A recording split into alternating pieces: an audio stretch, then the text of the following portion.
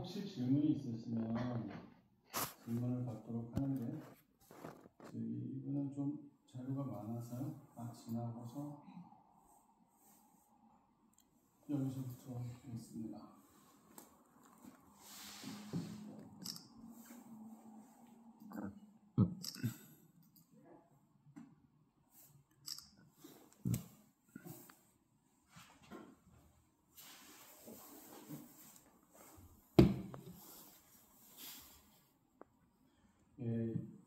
영양에 대해서 스탠포드 대학에서도 가르치고 코넬 대학에서도 가르치고 뭐 우리나라에서도 가르치고 하는데 영양에 대해서 가르치는 대학마다 틀리게 가르쳐요. 그래서 이게 어떤 놈들이 진실을 도대체 얘기하는 거냐. 그리고 의과대학, 한의과대학, 치과대학, 수의과대학, 간호대학 뭐 이런 데서는 영양을 가르치지 않습니다. 가르쳐도 좀에 가르쳐요. 근데 대학만 졸업하면 그 인간들이 다 전문가로 등록해요. 왜? 영양에 대해서 배우지는 않았는데 나는 의사다 이거죠. 나는 한의사고, 나는 의사고, 나는 간호사고, 나는 약사고, 나는 수의사고, 뭐 그러니까 나는 최소한 이들보다 영양에서 더 잘 안다. 근데 걔네들이 말하는 게 다 틀려요. 누가 진실을 가지고 있는지 모르겠어요. 그래서 영양은 어려운 게 아닌데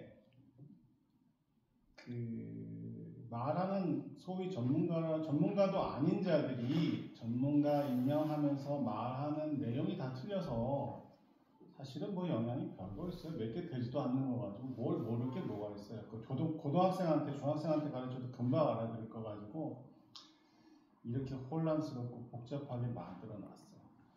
그럼 왜 그렇게 이거 별것도 아닌 거 가지고 무슨 로켓 사이언스처럼 이렇게 어렵고 복잡하게 만들어 놨을까 하면 역시 여기도 이권이 개입되어 있어요. 돈이에요, 돈. 그래서 여기에 어떤 놈들이 관여되어 있냐면 용사꾼들이 관여되어 있어요. 축산업자들이 어이씨 인간들이 갑자기 고기를 안 먹기 시작하면 다 망하는 거예요. 축산업자들이. 낙농업자들이 이 인간들이 우유를 안 먹기 시작하면 그 낙농업자들도 다 망하는 거예요. 그리고 얘네들이 그 고기도 안 먹고 우유도 안 먹고 건강해지면 제약회사가 또 망해요. 그러니까 제약회사도 여기 관련이 되어 있어요. 그 다음에 또 비타민 장사들이 있어요. 비타민 장사들은 나쁜 음식을 먹어야 병에 걸려야 이 사람들이 겁을 집어먹고 영양제를 먹어서 어떻게든지 건강해지겠다는 마음이 들어서 그 사람들은 더 겁을 줘서 우리 영양제를 팔아먹을 수 있는데 그거가 이제 인간들이 완벽한 음식을 섭취하기 시작해서 건강해지고 병에 걸리지 않기 시작하면 이제 영양제 장사도 이제 미천이 다 떨어져가지고 이제 영양제를 못 팔아먹는 거죠. 그런데 그거는 이제 이상적인 얘기고 현실은 어떠냐면 영양제가 무지하게 불친하게 팔리고요. 약이란 약은 다 퍼먹고 있고요. 제가 볼 때는 연세가 드시면 드실수록 건강이 나빠지시기 때문에 약에 드시는 가지수를 줄여야 되는데 실제로는 약에 드시는 가지수를 엄청나게 줄여요. 저기 김정일 선생님 오셨는데 뵌지 얼마 안 돼요. 저희 환자시기도 하고 박상영 선생님 소개시켜줘가지고요. 만났어요. 12월 1일에 만났나요? 됐습니다. 네? 2일날 만났나요? 4일날 만났나? 2일날 만났나? 헷갈려요. 어쨌든 그런데 오늘이 14일이죠? 14일 맞죠? 14일이니까 한 만난 지 10일에서 12일밖에 안 되셨는데 벌써 4번 만났나요? 오늘까지 4번, 3번, 5번 그렇게 만났어요. 만약에 저분이 처음에 와가지고 약을 12개를 드시고 계시는 거예요. 근데 이분은 굉장히 건강히 저를 만났을 때 안 좋으셨어요. 이렇게 안 좋으신 분한테 이렇게 약을 많이 드려도 되나? 난 도저히, 그래서 약이 뭐냐? 그래서 막 봤더니 막 휘황찬란해요. 그래서 지금, 그리고 본인의 동의와 승낙도 받지 않고 응급실에 가셨는데 여기 그 심장에 스턴트를 박아 놓으셨어요. 심장에 스턴트를 박아 놓으면 거기에 이제 혈전이 생길 수가 있어요. 그래서 혈전 용해제가 대표적인 게 아스피린, 와파린, 그 외에도 여러 가지가 있는데 그런 것 중에 몇 가지를 처방을 하셔서 있으시고 그게 소화장애가 있기 때문에 이제 소화제 비슷한 거 그 정도로 해서 고개 약 혈전용해제 2개, 소화제 하나 요것만 남기고 고혈압약 끊고 당뇨약 끊고 뭐 고지혈증약 끊고 변비약 끊고 다 끊어버렸어요. 12개 중에 9개를 끊었죠. 9개를 끊었는데 그리고 이제 저는 제가 지금 말씀드리려고 하는 식사를 이렇게 하시면 이제 병이 좋아질 거다. 이제 경험상 다른 환자들도 그랬으니까 그렇게 권유를 드려서 지금 모르겠어요. 조금 좋아지시는 것 같아요. 한 10일 짧은 시간이지만 이따가 제 시간보다도 조금 할애해서 짧은 시간이지만 변화가 상당히 빨라요 생각보다. 그래서 그 얘기를 조금 하실 수 있는 기회를 좀 끝날 때마다 좀 드릴 테니까 말씀을 좀 해주시면 되고요. 그래서 미국에서 영양에 대해서 가장 권위 있는, 영양을 가장 잘 알고 잘 가르치는 대학은 코넬 대학입니다. 코넬 대학은 아이비리그 중에 하나고요. 뉴욕에 이타카라는 데 있어요.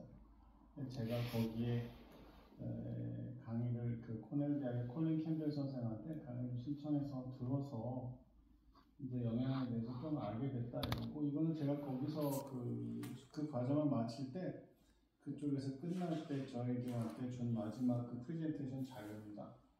그거가 아주 짧기 때문에 그걸 가지고 이렇게 얘기하면서 해보려고 그래요.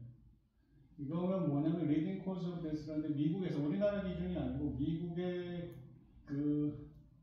2016년 기준이에요. 지금 2024년이니까 8년 전에 미국에 10개 사망률 10개를 이렇게 적어놓은 거예요. 1위 심장병으로 1년에 61만 4,348명이 죽는데 지금 현재 시간이 좀 지났잖아요. 70만 명씩 죽고 있어요. 그 다음에 암으로 한 60만 명씩 죽는 거고, 그 다음에 이거는 호흡기, 하부 호흡기라고 해서 기관지하고 저희 폐 쪽에 있는 거 그걸 해가지고 이제 죽는 거예요. COPD라는 건데 만성 폐색성 폐질환이라는 걸로 해서 14만 7천 명이 죽는 거고요. 그 다음에 스트로크는 중풍을 스트로크라고 합니다. 여기서 13만 명 죽고, 그 다음에 액시던트는 이제 교통사고 나 떨어져 죽고 맞아 죽고 이렇게 죽고 저렇게 죽고 하는 사고를 죽는 게 13만 명. 그 다음에 알츠하이머, 이게 치매인데 치매가 혈관성 치매도 있고 알츠하이머도 있는데요. 결국은 비슷해요. 그래서 이 사람 한 10만 명. 그 다음에 당뇨로, 순수하게 당뇨로 죽는 사람이 7만 명. 그 다음에 인플루엔자 뉴모니아, 이거는 이제 독감이나 이런 걸로 해서 제가 죽는다 그랬잖아요. 아까 누구한테 말씀드렸는데 독감으로 해가지고 죽는데, 그냥 이것 때문에 죽는다기보다는 당뇨나 다른 코모비디티라고 하는 기저질환을 코로나 때 좀 들으셨잖아요. 그런 기저질환을 가지고 있던 사람들이 독감에 걸리면 그게 독감에 되면은 이제 폐렴으로 발전해서 한 1년에 한 5만 명씩 죽어가는 거예요, 원래. 코로나에 대해서 그렇게 쫄 필요 없는 거죠. 원래 5만 명 죽던 건데 백신 맞아서 한 20만 명 죽은 거죠, 백신 때문에. 그리고 코로나는 그대로 별로 안 죽고. 근데 미국에서 다른 나라보다 코로나로 죽은 사람이 4배가 높아요. 그거는 통계가 잘못됐거나 일부러 죽였거나 그런 거죠. 이번에 트럼프 행정부에서 보건복지부 장관으로 로버트 케네디 주니어가 들어가는데, 주니어가 들어가면 지금 난리가 날 거예요. 그 팬데믹 때 벌였던 그 사건에 대해서 그 사람은 다 알고 있거든요. 그걸 다 낱낱이 까발릴 거예요.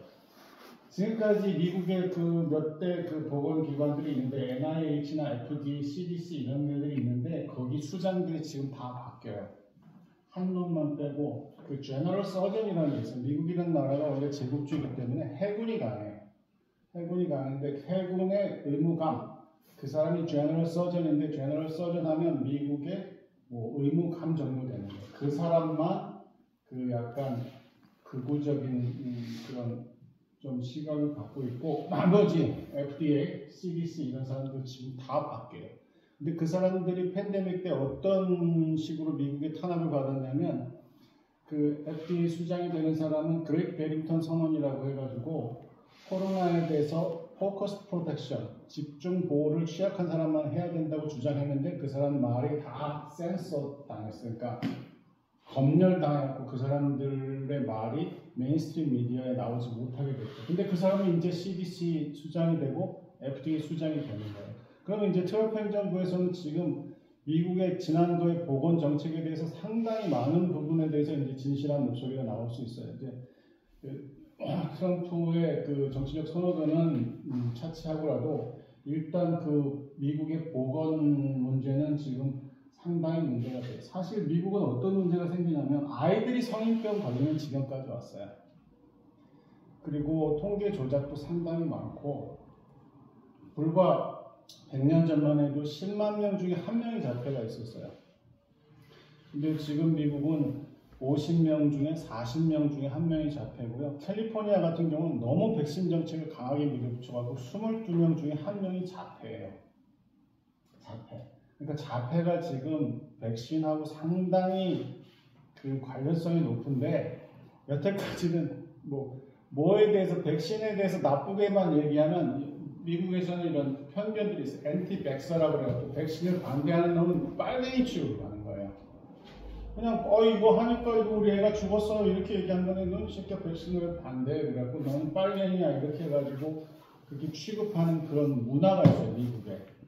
미국이 굉장히 위선적인 나라잖아요. 그래서 뭐 우리나라에서 보면 말도 안 되는 거 갖고 싸우는데 그 논쟁 중에 하나인 거잖아. 낙태를 반대하냐 반대하지 않느냐 이거 갖고 막 대가리 터지게 싸워요. 우리가 볼 때는 그 지들이 알아서 할 일이지 그걸 가지고 왜 그렇게 싸워야 되나 그러는데 굉장히 도덕적인 차원에서 막 싸우는 거예요. 나는 낙태를 반대하니까 나는 생명을 존중하는 사람이고 낙태를 찬성하는 사람 야씨 다 페미니스트들이잖아. 야씨 내가 피해는 내가 보는데 니들이 왜 반대하냐 이렇게 나오고 그걸 가지고 머리가 터지도록 싸우는 거예요. 미국 사람들은.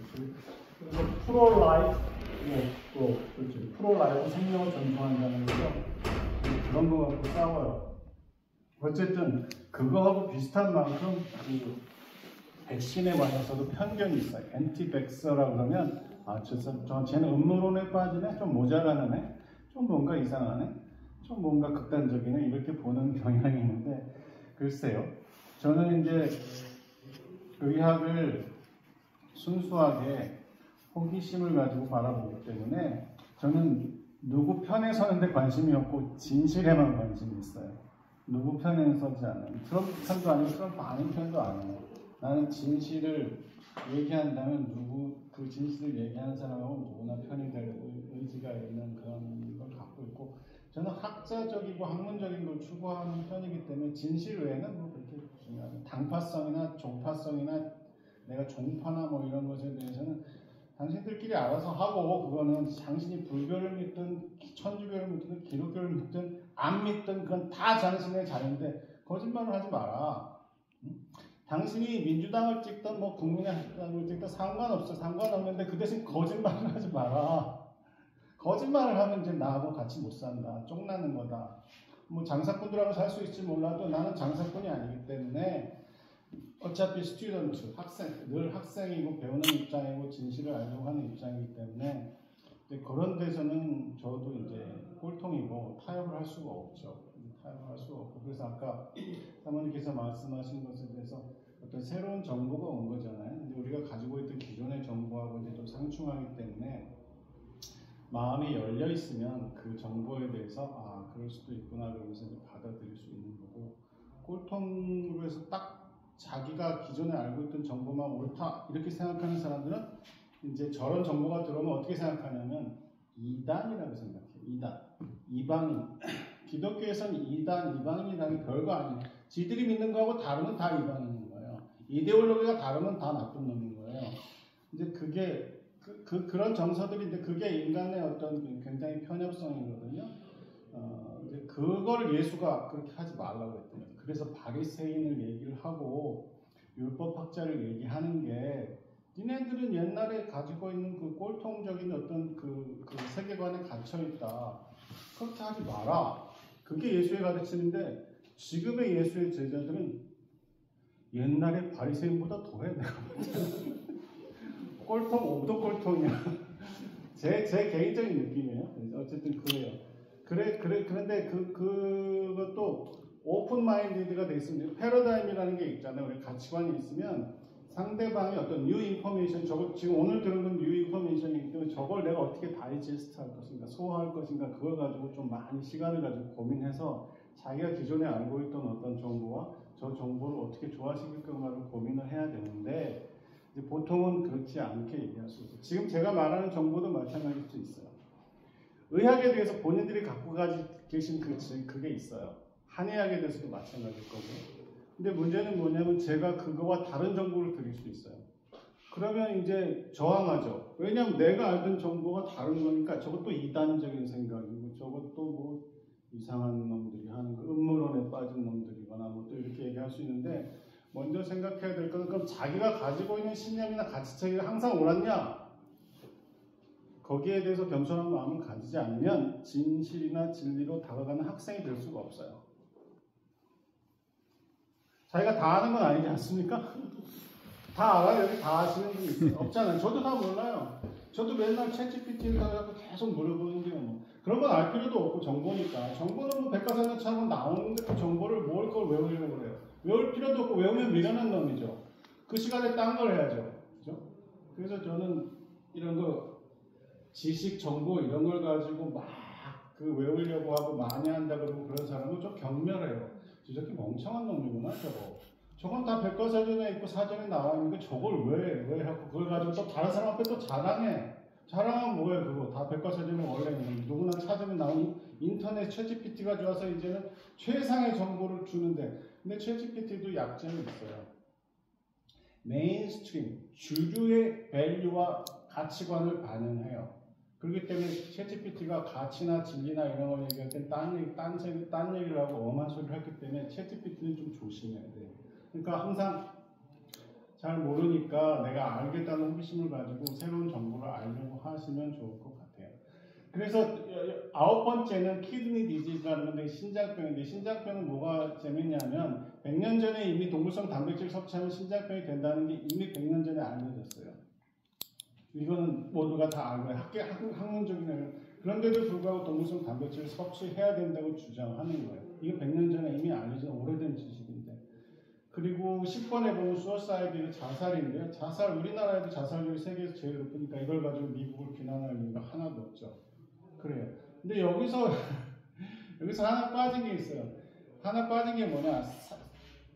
여기 보면 1위가 심장병이고 2위가 캔서고 3위가 lower respiratory disease라고 되어 있는데 사실은 그게 아니고 22만 명 정도가 죽어가는 게 하나 있는데, 그게 뭐냐면 의료사고예요. 의사들이 죽이는 거예요. 약물 부작용을 죽이고 수술하다 죽이고 그런 거예요. 근데 그걸 안 써놨어. 왜 안 써놨냐? 의사들의 파워가 강하니까 걔네들을 자극하지 않으려고 안 써놓은 거예요. 굳이 이런 거를 알려서 저쪽과 내가 분쟁을 할 필요는 없다. 그래서 안 알린 건데, 어쨌든 사망률 3위가 의료사고예요. 의사들이 죽이는 거니까 의사들을 믿으면 안 되는 거예요. 사망률 3위가 의사되니까 병으로 죽는 게 아니라 의사가 죽인다고요. 그러니까 이 정보를 지금 가리고 있기 때문에 이것도 어떻게 보면 모르는 사람한테 폭로가 되는 건데, 뭐 저는 원래부터 알고 있기 때문에 새로운 정보는 아니죠, 저는. 근데 이제 이런 말도 처음 들으시면 이게 뉴 인포메이션이니까, 아, 또 저것도 이상하게 한의사니까 또 의사를 까기 위해서 저것도 이상한 얘기 하는 거 아니야? 그렇게 단파성적인 편파성 가지고 이렇게 저를 보실 필요는 없고, 이건 그냥 진실이에요. 진실이라는 건 뭐 이 앞에 자료에 충분히 증거가 있기 때문에 다 보여드릴 수 있지만, 시간 관계상 그런 거 얘기하는 건 저거 하죠. 제가 한 가지 말씀드릴 수 있는 건, 제가 모르는 건 모르는 거예요. 아는 건 아는 거고. 그렇지만 내가 진실이 아닌 걸 여기서 한마디도 얘기할 수는 없어요. 그리고 진실이 아니고 그게 검증되지 않아서 나도 잘 모르겠고 그러면 제 의견이라고 말씀드릴 거예요. 제 의견은 틀릴 수 있어요. 여러분들도 다 의견이 있으시잖아요. 그리고 의견은 다를 수 있잖아요. 그러니까 뭐 여러분들의 의견이나 제 의견이나 서로 다를 수 있어요. 그래서 이거는 크게 문제가 되지 않고요. 네, 어쨌든 그래. 여기 10대 사망률 중에 3위가 빠지는데 그 3위가 저거라는 거죠. 3위가 의사의 그 과실이에요. 과실에는 뭐 여러 가지가 있어요. 수술 과실도 있고 뭐 약물 부작용도 있고 약물을 잘못 준 경우도 있고 약물을 부작용으로 주는 경우는 거기에 포함시키지 않았을 수도 있어요. 그건 좀 찾아볼게요. 그리고 지금 미국에서는 다른 나라보다 선진국 G20, G9, G7 이런 나라보다 미국이 의료비를 2배로 지출해요. 평균보다. 그리고 더 일찍 죽어요. 그리고 더 병에 걸려 있어요. 그러니까 미국은 돈은 이빠이 쓰고 국민들은 더 병에 걸려 있고 더 일찍 죽고 그러고 있어요. 근데 1970년대만 해도 미국이 전 세계에서 제일 장수하는 나라였고 영향이 좋은 나라였단 말이에요. 불과 50년 사이에 미국이 이렇게 바뀌었단 말이에요. 돈은 더 쓰고 사람은 더 일찍 죽고 사람은 더 병들고 이렇게 됐다는 거는 지금 미국의 의료가 심각하게 잘못됐다는 그런 그 거시적인 구도를 보여줄 수 있어요. 뭐 그래서 여기 1인당 2015년 기준 그 병원비를 한 10,000불 정도. 지금 돈으로 하면 2015년 기준으로 1년에 1,400만 원씩 쓰는 거 아니에요? 모든 인간들이 다 1,400만 원씩 병원에 갖다 준다는 얘기고 2015년 기준 3.2 트릴리언 달러라는 트릴리언이 큰 돈이라는 거 아시죠? 2008년에 금융위기가 왔을 때 한 몇 트릴리언을 그 시장에다 부었고 2019년에 그 팬데믹이 왔을 때 몇 트릴리언을 시장에다 부었어요. 그러니까 얘네들은 1년에 몇 트릴리언 달러를 몇 조 달러를 그 병원비로 건강에 관한 문제로 쓰고 있어요. 그게 17% 5%에서 17% 이 당시에 17% 됐는데 지금 좀 넘었을 때 2050년이 되면 GDP 대비해서 미국의 예산의 50%를 건강 관련 돈으로 써야 돼요. 그러면 미국은 망해요. 그러니까 이게 만약에 이게 선형적으로 계속 그렇게 그 그래프대로 증가한 그 증가율대로 하면은 2050년이 되면 미국은 GDP의 50%를 병원비로 쓰다가 죽을 거예요. 그럼 미국은 혁명할 필요가 없어요. 그냥 미국은 스스로 폭삭 망해요. 이미 국민이 병들어서 죽어가고 있고 돈은 그 병자들 치료하는데 다 쓰고 있는데 미국이 어떻게 번영을 할 수가 있어요. 그것만 보면 그럴 수 있기 때문에 뭐 반제 반미 이런 거 할 필요 없어요. 그냥 가만 놔두면 미국은 망해요. 원래는 얘네들이 바꾸지 않는 한. 근데 문제는 로버트 케네디 주니어가 와가지고 싹 바꾸겠다는 거예요. 지금 얼마나 바꿀지 한번 모르겠어요. 그래서 상당히 많은 사람이 죽고 있고요. 그게 현재 이렇다는 거예요. 미국의 그 실정이. 근데 미국 놈들이 뭘 먹어서 저렇게 많이 죽고 돈을 병을 많이 쓰냐? 고기, 생선, 계란, 우유를 먹어요. 고기, 생선, 계란, 우유는 동물성 단백질이에요. 동물성 단백질을 먹으면 심장병에 걸리는 거고 아까 거기서 저기 보면 설명을 좀 안 드린 게 있는데 여기 보면 여기 빨간색으로 칠해진 거 있잖아요. 빨간색으로 칠해진 건 전부 다 음식 때문에 병이 생긴 거고 그 음식이 뭐냐면 주범이 뭐냐면 고기, 생선, 계란, 우유의 동물성 단백질이에요. 자, 그러면 왜 동물성 단백질을 먹어서 병이 생겼냐? 이건 또 역사적인 맥락으로 좀 봐야 되는데요. 이렇게 된 거는 산업혁명 이후예요. 산업혁명이 농업 기반의 그 삶에서 2차 산업 기반으로 옮겨가면서 사람들이 자기가 자기 먹거리를 스스로 지어먹는 관행에서 해방되는 척하면서 사먹고 이렇게 하면서부터 생겼는데 또 단백질이 또 문제가 있어요. 단백질은 옛날에 귀족들이나 왕들이 먹던 거라서 그 어떤 자기 지위의 상징이었어요. 그래서 옛날에 가난했고 못 먹던 사람들이 그 가난에 대한 컴플렉스 이런 게 있어서 동물성 단백질 섭취하면 나도 귀족이 되고 나도 힘 있는 자가 된다는 그런 환상에 빠져가지고 그래요. 실제로 우리가 단백질이 필요로 하는 거는 5%에서 7%밖에 안 돼요. 맥시멈으로 잡아서 10% 플러스 마이너스 그 단백질을 섭취하고 지방을 10% 마이너스를 섭취하고 나머지 80%는 그 카보하이드레이트, 아까 탄수화물을 섭취하는 게 가장 이상적인 식사인데 지금은 어떠냐면 탄수화물 이 자식들이 범인이다 그래서 탄수화물을 범죄로 몰아가는 게 지금 미국의 유행인데 우리나라는 미국의 식민지니까 그냥 미국이 말하면 그냥 다 따라하는 거예요. 그래서 그거 딱 살아서 데려와가지고 지금 우리나라도 탄수화물 그 범인으로 취급해서 악마화하고 있어요. 지금 이렇게. 근데 그게 유튜브에 보시면 다 그렇게 돼 있고 신문에 보시면 다 그렇게 돼 있어요. 그렇게 되어 있어요. 탄수화물이 범인이다. 그렇게 하는데요. 그거 이제 몰라서 그러는 거죠. 근데 더 웃긴 거는 그렇게 말하는 사람들이 의사들이에요. 의사들이 그렇게 말하니까 일반 사람들은 의사들 말 믿고 뭐 당연히 자기도 목소리 높고 야 의사가 얘기하는데 나도 이렇게 말하는 게 맞지 그러고 동조하는 거죠. 그 원천적인 정보가 어디서 왔는지에 대한 그거는 확인을 해보지 않는 거죠. 그래서 어쨌든 탄수화물을 범인으로 지목하는데 그렇지 않고 이것이 빨간 것들이 전부 다 미국 사람들이 죽어가는 이유가 동물성 단백질이고 그리고 이 병의 이름이 뭐냐면 풍요병이에요. Disease of Affluence라고 해서 부자들만 걸리는 병이에요. 부국. 그래서 웨스턴 디지즈라고 하고 문명병이라고 해요. 문명화된 나라에서 걸리고 서구에서 걸리고 그리고 잘 사는 나라에서 걸리고 그래서 가난한 나라 사람 이런 병이 잘 안 걸려요.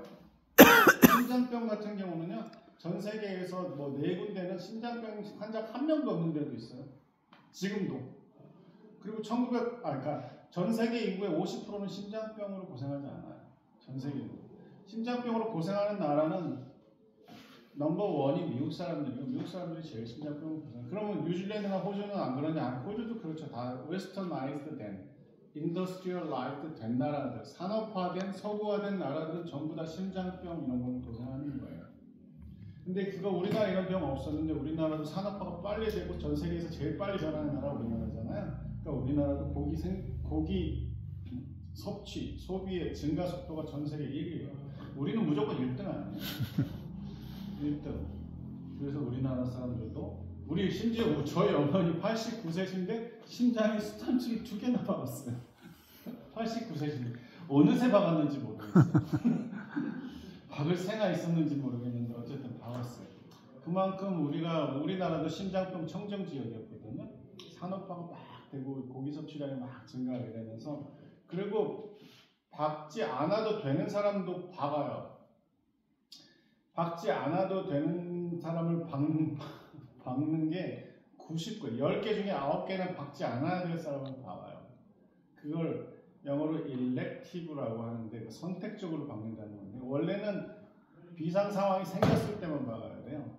근데 비상 상황이 생기지 않아도 예방적으로 얘는 심장병이 이렇게 안 좋으니까 여기다 박아놓고 해서 심장병을 예방하자 이러는데 그건 비도덕적인 행동이에요. 환자의 의사를 물었어야 되는데 저 선생님도 제가 볼 때는 물었어야 되는데 묻지 않고 박았어요. 그거는 저 선생님이 죽어가기 때문에 박은 게 아니고 저 선생님이 의식을 잃었기 때문에 응급 상황에서 자기네들이 생각해서 판단해서 한 건데 엄격하게 얘기하면 그 도덕적으로 문제가 되는 행동입니다. 제가 볼 때는. 그래서 제가 아까 말했던 그 혈전 용해제를 끊고 싶은데 못 끊잖아요. 이미 의사가 박아놔버렸어.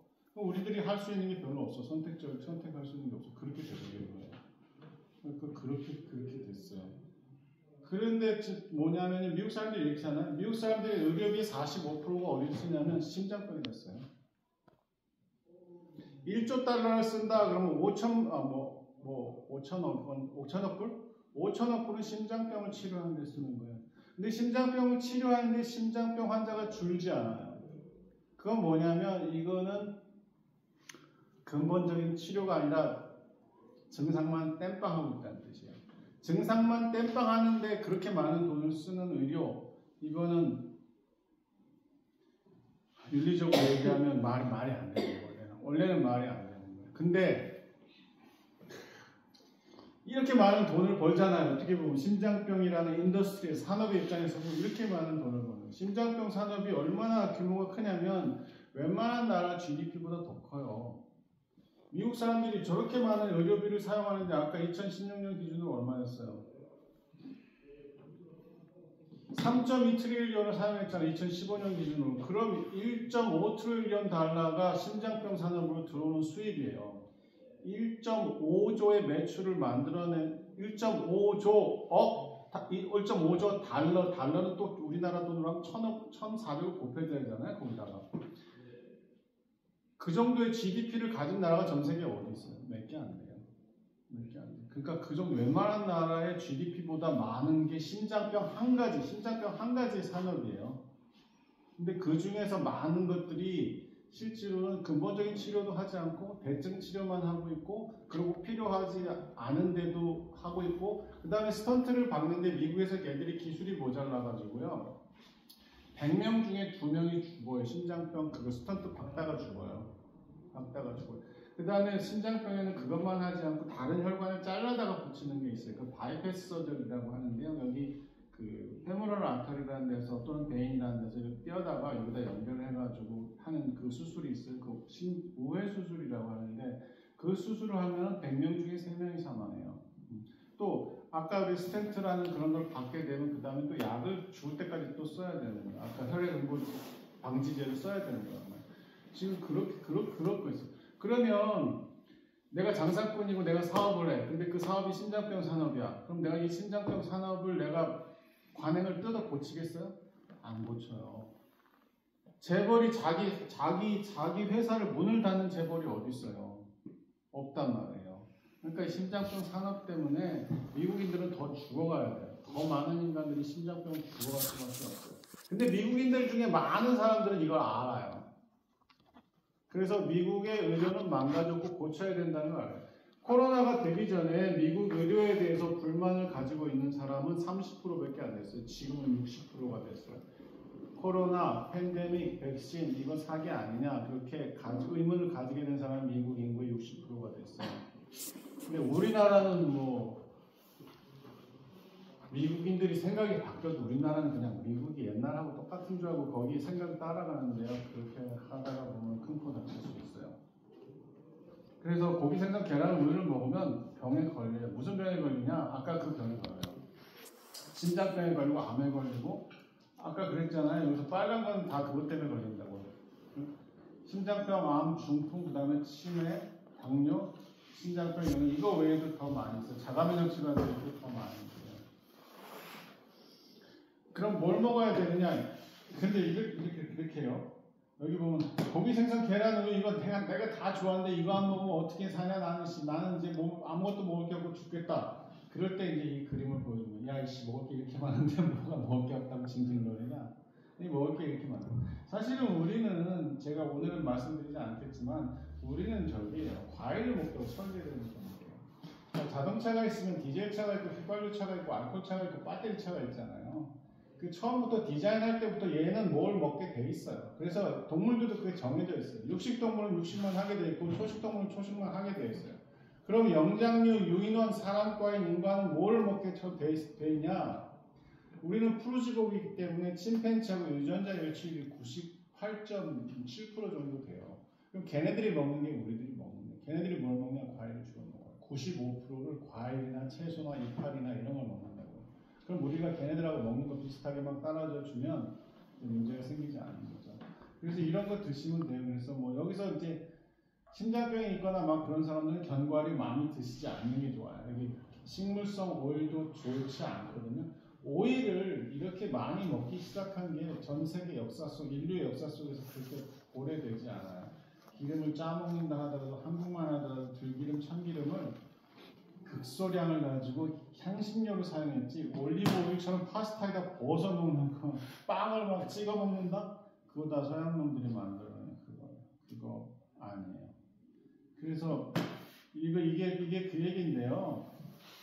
식물성이면 다 좋냐? 웃기지 마. 식물성이라도 이렇게 오일은 안 좋다. 그게 올리브 엑스트라 버진 오일에다가 뭐 아보카도 오일에다가 뭐 비싼 뭐 식물성 오일이기 때문에 이건 비싸다 좋다 그러면 그건 다 뻥이다. 참기름이고 들기름이고 엑스트라 버진이고 아보카도고 다 그런 거 소용없고 오일은 무조건 안 좋다. 식물성 오일이라도. 특히 코코넛 오일은 saturated fat예요. 그러니까 포화지방이기 때문에 코코넛 오일이 굉장히 안 좋아요. 식물성이지만.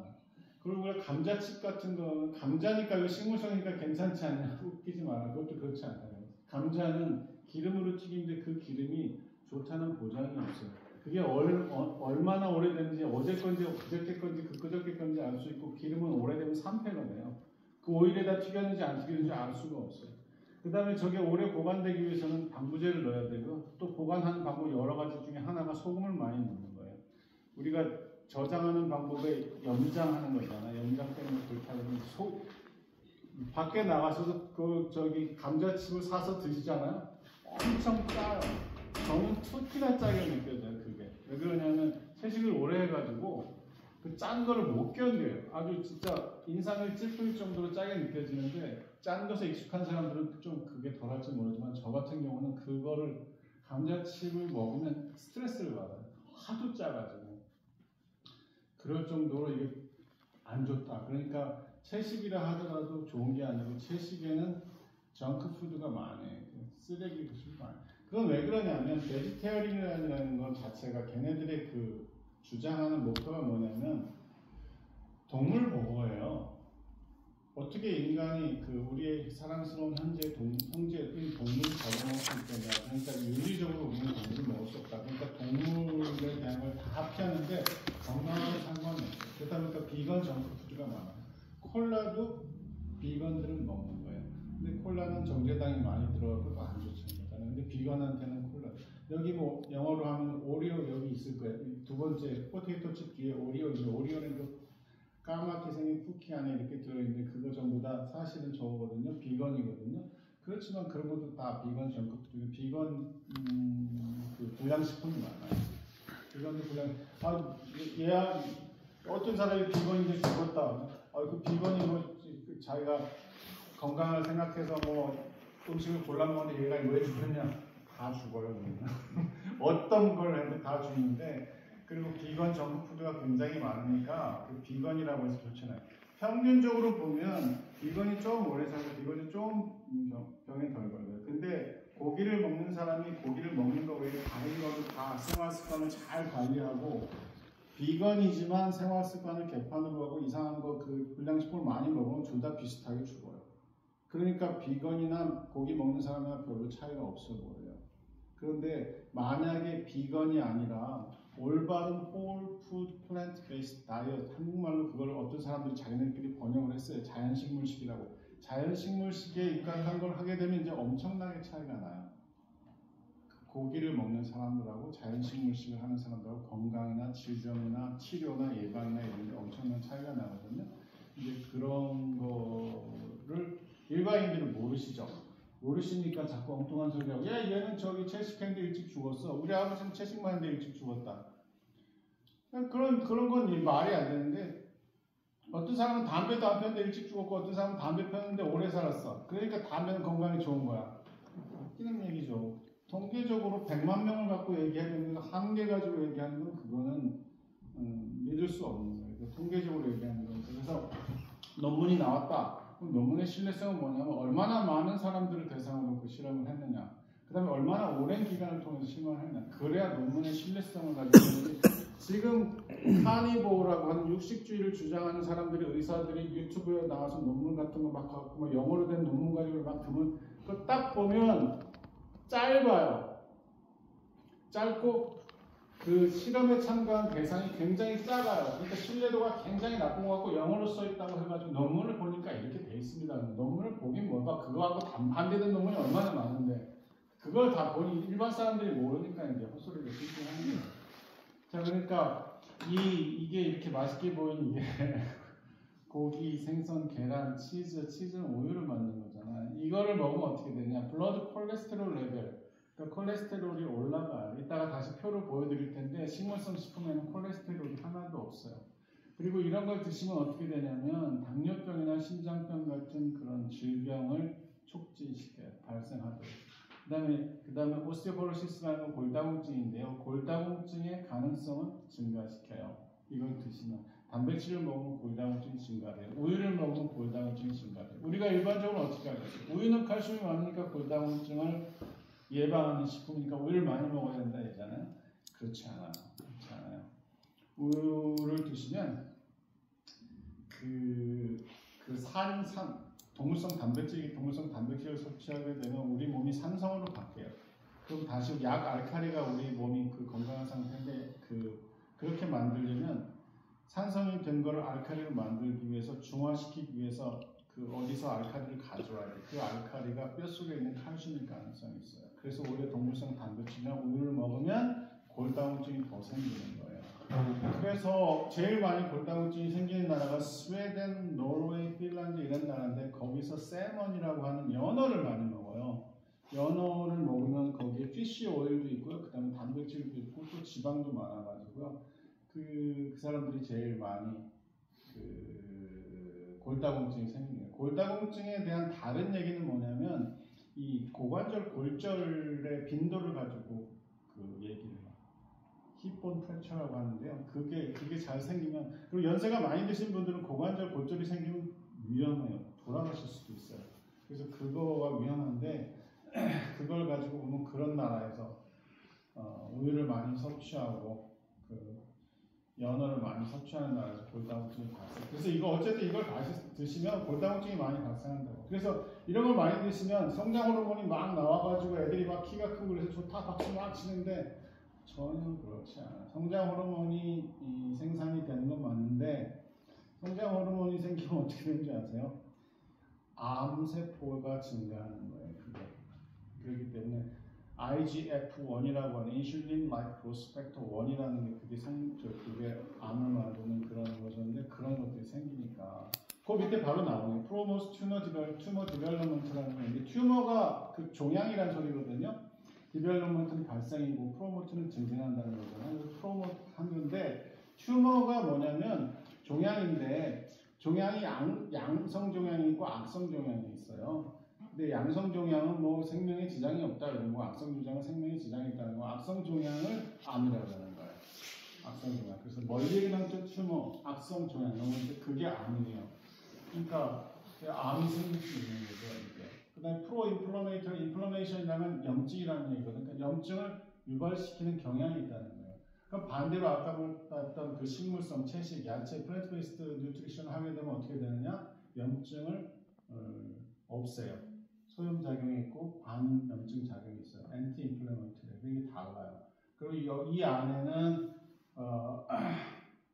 동물성 지방도 많고 포화지방도 많기 때문에 이거는 건강에 굉장히 불리한 그런 얘기들이 있다는 거죠. 그래서 이거는 뭐냐면 브레스트 캔서라는 건 유방암이에요. 유방암인데 아래는 뭐가 되면 애니멀 팻 인테이크가 이렇게 가로고요. 오른쪽이 보면 유방암 발생 빈도인데요. 동물성 지방을 많이 먹을수록 유방암의 발생률이 높아요. 그래서 캐나다, 덴마크, 뉴질랜드, 아일랜드, 네덜란드, UK, 영국, 그 다음에 스웨덴, 오스트레일리아 뭐 이런 데 산업화된 나라, 유럽 이런 나라들은 유방암 발생률이 엄청 높고요. 여기 뭐 엘살바도르, 뭐 실론, 재팬, 뭐 타이완 이런 데는 유방암이 별로 안 생기잖아요. 왜 무슨 차이가 있겠어요? 유전 차이가 아니라 걔네들이 먹는 것 차이인데, 그래서 이게 동물성 지방을 많이 섭취할수록 유방암이 잘 생긴다. 이거를 표로 한번 보여주는 거예요. 이런 경향이 있다. 이런 커다란 그림을 봐야 되는데 이런 커다란 그림을 보지 않고 맨날 요만한 논문 쪽을 하나 갖고 우리가 실험실에서 쥐를 대상으로 15마리 갖고 뭐 했는데 이렇게 했더니 유방암이 더 생기고 더 생겼다. 하나도 믿을 수가 없어요. 사람 대상으로 한 것도 아니고 개체수도 너무 적고 기간도 너무 짧고 하기 때문에 항암 약도 그렇게 막 개발되는데 그것도 하나도 믿을 수 없어요. 기간이 너무 짧고 동물 실험들도 막 그래가지고 그래서 그런 것들을 이제 일반인들이 모르시니까 언론에서 계속 막 이렇게 표현하는 뭐 센세이셔널하게 막 뭐 요새 유튜브에서 뭐 이렇게 뭐 낚시한다거나 그렇게 기사 제목을 그렇게 뽑으니까 사람들은 그냥 거기 혹해갖고 그게 맞는가 보다. 그러니까 머릿속에 기준이 없으니까 이 말 들으면 이 말 같고 이 말 들으면 이 말 같고 그러니까 영양은 원래 어려운 게 아닌데 이놈이 저 말하고 이놈이 저 말하니까 혼란스러운 거예요. 그래서 영양이 어렵게 보이지만 실제로는 어렵지 않다는 거죠.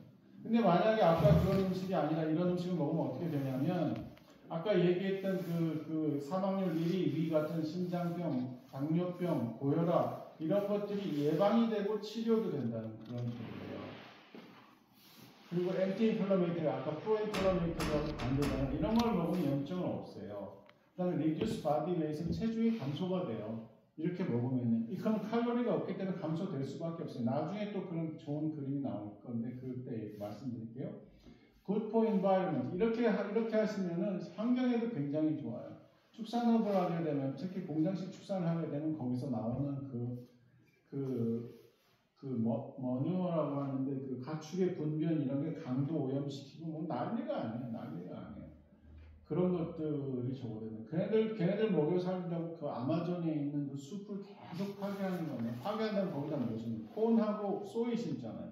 대두하고 옥수수. 대두하고 옥수수를 그러면 또 아프리카 사람들이 굶어 죽으니까 걔네들 위해서 심느냐? 아니에요. 동물 사료를 심는 거예요. 그러니까 이게 미치고 발작 뛰고 걔네들이 또 엄청나게 그 물도 잡아먹고요. 환경이 엄청 안 좋아요. 그리고 여기에는 그 포화지방도 적고 콜레스테롤은 없어요. 그다음에 중요한 게 그 다이어트리 파이버라는 식이섬유인데 식이섬유가 가진 역할이 칼로리는 없지만 굉장히 중요해요. 여기에는 식이섬유가 굉장히 풍부하게 있어요. 그리고 그 영양소 중에서 마이크로뉴트리언트가 있고 매크로뉴트리언트가 있는데 그 중에서 매크로뉴트리언트 거대 영양소는 탄수화물, 단백질, 지방이지만 마이크로뉴트리언트는 쉽게 얘기하면 비타민하고 미네랄이에요. 근데 비타민하고 미네랄이 여기는 풍부히 있기 때문에 따로 비타민, 미네랄을 사 먹을 필요가 없는 거예요. 저는 항상 그렇게 얘기해요. 어떤 음식이 제대로 된 음식이면 비타민, 미네랄을 왜 사 먹어야 되냐? 음식에 이미 다 들어있는데. 특히 자연재배를 만약에 해서 아까 말씀하신 대로 그 박상용 선생님 말씀하신 대로 그렇게 되고 있다면 아마도 그 자연재배된 거 안에는 비타민이나 미네랄 같은 것도 엔티옥시던트 같은 원래 그 식물이 가져야 될 속성을 가지는 것들이 굉장히 많을 것이라고 이제 조심스럽게 예상을 해봐요. 저도 잘 모르지만요, 그거는. 그래요. 그러면 이렇게 드시면요, 오늘 몇 칼로리 먹었으니까 내가 몸무게가 얼마나 늘 것이다, 몇 칼로리 줄였으니까 몸무게가 줄 것이다, 이런 계산할 필요 없어. 그냥 다 먹으면 돼. 다 먹으면, 배 터지게 먹으면 알아서 다 똥으로 나갈 거 나오고 해갖고, 체중을 관리할 필요가 없어요. 그래서 저하고 같이 이런 작업을 하는 사람들은 배 터지게 먹고 살이 빠져요. 다른 데는 어떻게 되냐면, 저거 좀 추우신 것 같아요. 박상현 씨, 저기 석유난로 좀 트시면 네, 석유난로 좀 틀어주세요. 나로 오늘 샀는데 사용하지도 않으면 너무 억울하네. 네. 그래서 저는 진짜 살 빼는 방법은 무지하게 많아요. 봐봐요. 무지하게 많거든요. 근데 몸이 나빠지게 하면서 살 빼는 방법은 굉장히 많아요. 양약 중에 새로 나온 거 있어요. 오젠픽이라는 약이 있는데 그거 먹으면 기적의 살 빼는 약이라고 해서 뭐 엄청나게 비싸기도 하고 막 그래요. 그렇게 먹으면요 부작용 만땅이에요. 돈 왕창 깨져 부작용 만땅이야. 그리고 그거를 평생 죽을 때까지 먹어야 돼.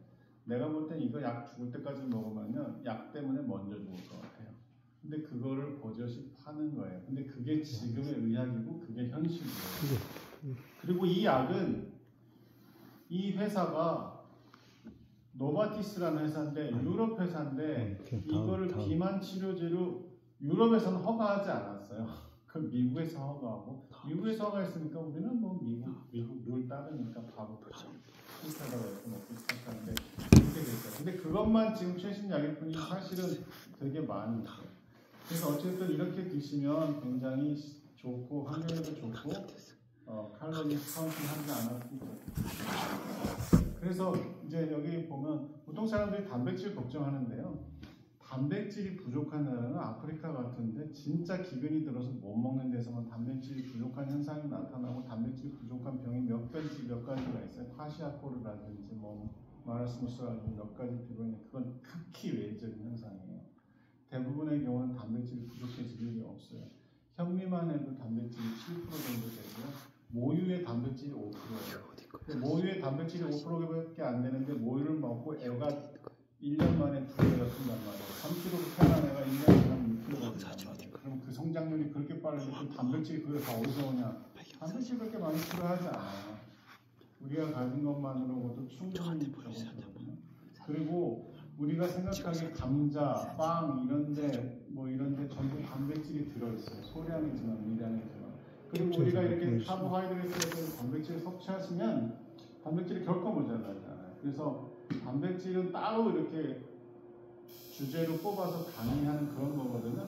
단백질을 왜 그렇게 강조해서 강의하냐면 동물성 단백질이 문제가 크게 되고 단백질에 대한 오해가 많아요. 근데 그 오해가 잘못된 것들은 다 증거를 들어서 얘기를 해야 되기 때문에 단백질에 대해서 할 얘기가 많은 건데 저희들은 단백질 식물성 안에 충분히 있다. 콩하고 두부를 굳이 먹지 않아도 현미만 먹어도 그 안에 단백질이 이미 충분하다. 이 정도까지 단백질이 필요하지 않아요. 그러니까 걱정하지 않으셔도 돼요. 그리고 우리는 단백질 재생해서 써요. 그래서 실제로 필요한 단백질은 20g이라고까지 하고요. 보통 평균 0.8kg당 0.8g이기 때문에 약 56g 필요하다 이렇게 얘기가 되지만 그것도 사실이 아닌 것 같아요. 그래서 이 표를 보면 자 왼쪽에 파란 쪽에 보시면 여기에 적어 있죠. 플랭트 베이스 이게 채식이고요. 오른쪽이 애니멀 베이스의 육식이에요. 근데 여기 보면 콜레스테롤 항목에 보면 콜레스테롤이 채식인 식물성이 하나도 없어요. 애니멀 베이스 이게 동물성 식품에는 197mg입니다. 지방을 보면 지방이 고추씨에도 기름이 있어요. 그러니까 식물에 기름이 없는 게 아니라 있어요. 그래서 식물성을 500칼로리를 섭취하면 그 중에 4g은 기름이에요 이미. 우리가 참기름, 올리브 오일, 아보카도 오일 먹지 않아도 이미 다 기름이 있어요. 그러니까 기름을 따로 섭취하는 건 굉장히 위험해요. 특히 심장병 심장병이 있는 사람들은 기름을 따로 섭취하는 건 자살행위예요. 진짜 조심하세요. 기름이 있어요. 기름이 있기 때문에. 그런데 동물성은 어떻게 되느냐? 36g을 가지고 있다는 거죠. 그러니까 뭐예요? 4, 9, 36. 9배잖아요? 얘네들이, 서양의 의사들이 9배 같은 건 좀 작아 보이잖아요? 그럼 얘네들 어떻게 가정한 줄 알아요? 900%라고 해요, 900%. 20%가 높아요, 30%가 높아야도 높잖아요. 900%가 높다고 이렇게 얘기합니다. 그러니까 900%가 높습니다. 자, 프로틴은 보세요. 500칼로리를 식물성으로 섭취하나 500칼로리를 동물성으로 섭취하나 33g, 34g, 1g밖에 차이 안 나요. 그러니까 우리가 보통 몇 칼로리를 섭취해요? 2500칼로리 전후를 섭취하잖아요. 2500칼로리 섭취하면 식물성으로 섭취했을 때 단백질의 양이 얼마예요? 25잖아요. 150g이에요. 실제로 필요한 양의 단백질이 얼마예요? 50g도 안 된다고 했잖아요. 그러니까 150g이에요. 그러니까 100g이 훨씬 넘어가기 때문에 식물성 단백질을 따로 섭취한다는 건 말이 안 돼요. 그 다음에 다이어트리 파이버라는 게 이게 굉장히 중요한 역할이에요. 다이어트리 파이버에 대한 식이섬유에 대한 역할을 알지 못했어요. 이거에 대해서 이제 알기 시작한 게 데니스 버켓이라는 그런 스코틀랜드 출신 의사인데 이 사람이 파이버맨이라는 그런 별명도 얻고 책도 쓰고 노벨상도 받았어요. 그런데 동물성 식품에는 식이섬유가 하나도 없어요. 식물성 식품에만 31g 있어요. 500칼로리 먹을 때. 근데 다이어트리 파이버가 하는 역할이 뭐냐? 식이섬유가 우리 장내 미생물이 식이섬유를 먹고 살아요. 장내 미생물이 요새 화제잖아요. 면역력하고 관련이 있다고 그러잖아요. 걔네들이 먹고 살 만한 걸 하나도 주지 않는 거잖아요. 그래서 채식을 하게 되면 식이섬유를 많이 섭취하기 때문에 변비가 없어지는 거고, 육식을 하게 되면 변비가 생겨서 고질적인 변비가 돼요. 식이섬유하고 굉장히 관련이 있어요. 변의 통과 속도하고도 관련이 있어요. 그래서 채식을 하게 되면 변을 하루에 자주 보고 많이 봐요. 변의 크기가 커요. 크지만 딱딱하진 않아요. 물렁물렁한 변을 식이섬유 때문에 이렇게 술술술술 이렇게 보는 거예요. 그래서 변이 좋을수록 암에 잘 안 걸리고 대장암에 잘 안 걸리고 굉장히 건강해요. 자, 그럼 비타민 C 볼게요. 비타민 C 293mg 있잖아요. 여기 4mg밖에 없잖아요. 고기를 먹으니까 비타민 C를 따로 섭취해야죠. 채식을 하는데 왜 비타민 C를 먹어요? 도대체 이렇게 많이 있는데. 그리고 또 여기서 간과될 건 뭐냐? 밖에 있는 비타민하고 사과 안에 있는 비타민하고 그 항산화 효과가 여기서 263배가 높아요.